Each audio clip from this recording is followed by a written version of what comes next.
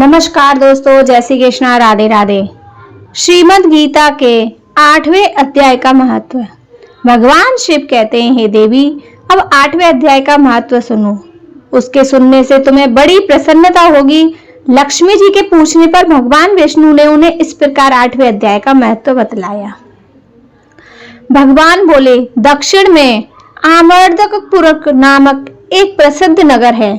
वहां भाव शर्मा नामक एक ब्राह्मण रहता था, जिसने वैश्या को पत्नी बना रखा था। वह मांस खाता था, मदिरा पीता, श्रेष्ठ पुरुषों का धन चुराता, पराई स्त्री से व्यभिचार करता और शिकार खेलने में दिलचस्पी रखता था। वह बड़े भयानक स्वभाव का था और मन में बड़े बड़े हौसले रखता था।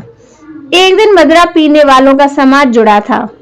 उसमें भाव शर्मा ने भर पेट ताड़ी पी, खूब गले तक उसे चढ़ाया। अतः अर्जुन ने अत्यंत पीड़ित होकर वह पापात्मा कालवश मर गया और बहुत बड़ा ताड़ वृक्ष हुआ। इसका मतलब है कि उस दिन उसने ज्यादा ही मदिरा पान कर लिया, जिसके परिणाम स्वरूप उसकी मृत्यु हो गई और वह एक वृक्ष के रूप में जन्मा। उसकी घनी और ठंडी छाया का आश्रय लेकर ब्रह्म राक्षस भाव को प्राप्त हुए कोई पति पत्नी वहां रहा करते थे।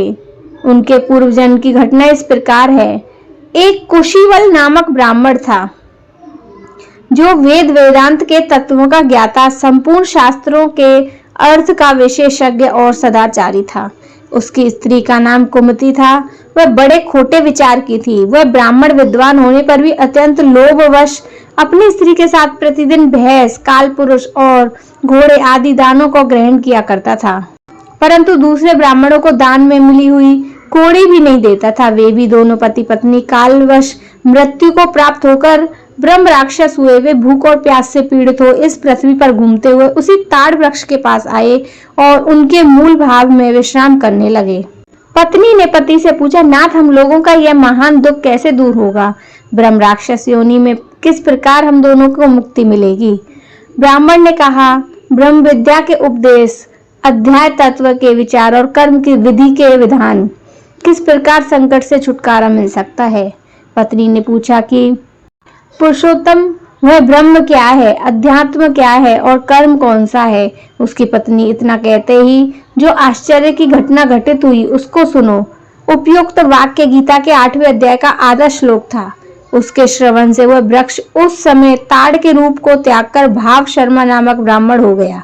तत्काल ज्ञान होने से विशुद्ध चित्त होकर वह पाप के चोले से मुक्त हो गया तथा उस आधे श्लोक से ही महत्व से वे पति पत्नी भी मुक्त हो गए। इसका मतलब है, अगर गीता के इस आधे श्लोक से ही उसको पेड़ से मुक्ति मिल गई और पति पत्नी को ब्रह्म राक्षस योनि से मुक्ति मिल गई, उस आधे श्लोक से ही वे पति पत्नी भी मुक्त हो गए। उसके मुख में देवात ही 8वें अध्याय का आधा श्लोक निकल पड़ा था। तदंतर आकाश से एक दिव्य विमान आया और वे दोनों पति पत्नी उस विमान में आरूढ़ होकर स्वर्गलोक को चले गए। वहां का यह सारा वृतांत अत्यंत आश्चर्यजनक था।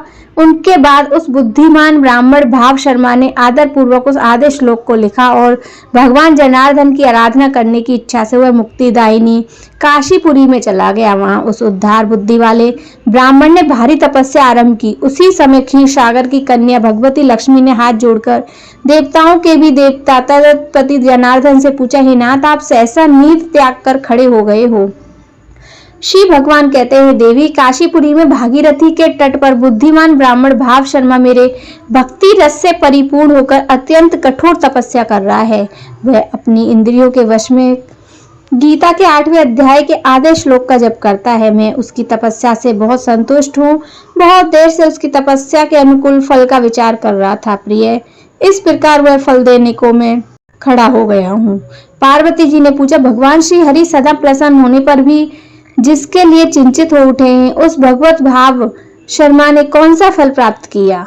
तब महादेव जी बोले, हे देवी, द्विज श्रेष्ठ भाव शर्मा प्रसन्न हुए। भगवान विष्णु के प्रसाद को पाकर अत्यंत सुख मोक्ष को प्राप्त हुआ तथा उसके अन्य वंशज भी जो नरक यातना में पड़े थे, उसी के शुद्ध कर्म से भगवत को प्राप्त हुए। पार्वती 8वें अध्याय का महत्व बहुत ही फलदायी है, इस पर सदा विचार करना चाहिए।